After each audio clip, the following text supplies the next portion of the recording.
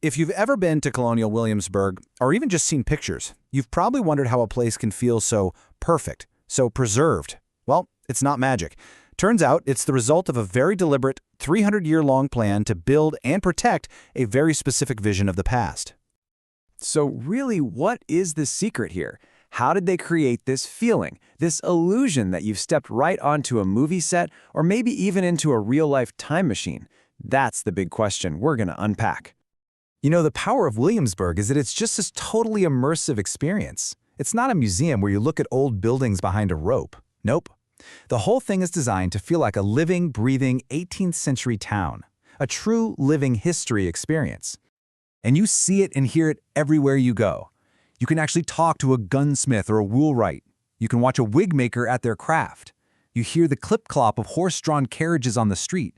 It's all this incredible, rich detail, brought to life by interpreters in period dress, that really sells the illusion of the 1770s. But here's the thing. This whole atmosphere, it didn't just happen. It is absolutely not an accident. It's the result of a single, really powerful idea about what a city should be, an idea that was intentionally designed and then fiercely protected for centuries. So let's get into that original idea. See, unlike most towns that just kind of spring up and grow organically over time, Williamsburg was invented.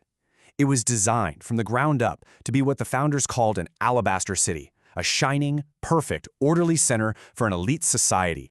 And the guy behind this grand plan was Governor Francis Nicholson. Back in 1699, he wasn't just drawing a map for a new capital. Oh no, he was designing a statement, a powerful, physical statement about order, harmony, and authority. And the language he used to make that statement was something called Baroque design. Now, what does that mean? Well, it meant three key things. First, mathematical harmony. Everything was built using perfect ratios to please the eye. Second, you have these long, dramatic, symbolic vistas, straight streets that dead end right into a magnificent public building. And third, those buildings, the Capitol, the college, the church, they weren't just buildings, they were symbols of civic virtues, basically turning the city layout into a lesson in morality. And this wasn't just about making things look nice. For Enlightenment thinkers, this kind of mathematical order was seen as a reflection of natural law, of moral good. They genuinely believed that a well-ordered city could literally help shape a well-ordered mind. Okay, so that was the grand top-down plan. But what happens when actual, real people start living inside that perfect geometric idea? Well, it turns out they start to create their own version of the city, a much more practical, lived-in one. And this just illustrates the difference perfectly. The official plan had this grand name, Duke of Gloucester Street. But what did the locals call it? The Main Street. The designers were thinking in terms of east and west, but residents thought about their town differently. They went uptown towards the college, or downtown towards the Capitol. It was just a simpler, more intuitive way to get around. And the landmarks on their mental map, they weren't just geometric points. When people gave directions, they used the places that actually mattered in their daily lives.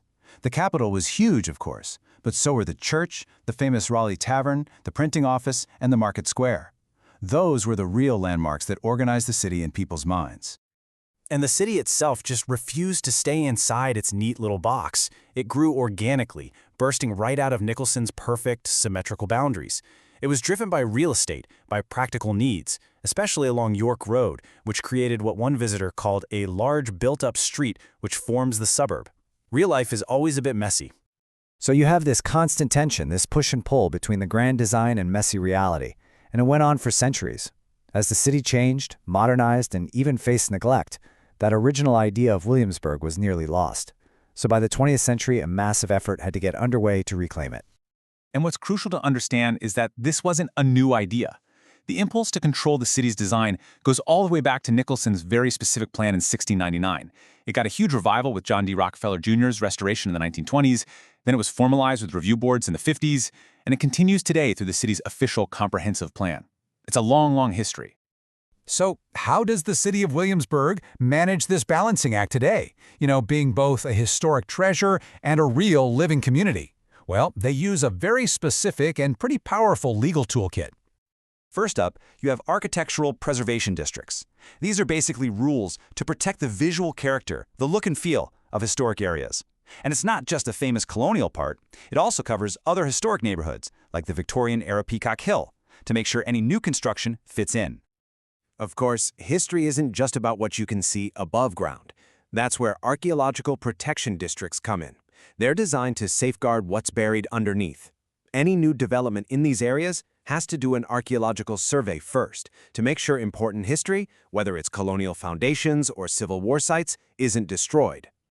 And finally, there are the corridor protection districts. These are all about managing the gateways, the main roads that lead you into town. The goal here is to carefully control that transition from the modern world of highways and strip malls into the historic one, so your first impression lines up with the unique place you're about to experience. So when you put it all together, what's the big takeaway? The unique character of Williamsburg isn't just a static snapshot of the past. It's actually the result of this dynamic, 300-year-long conversation between a perfect, ideal plan and the messy reality of a living, breathing town. So here's the bottom line. That special community character you feel when you're in Williamsburg, it is no accident of history.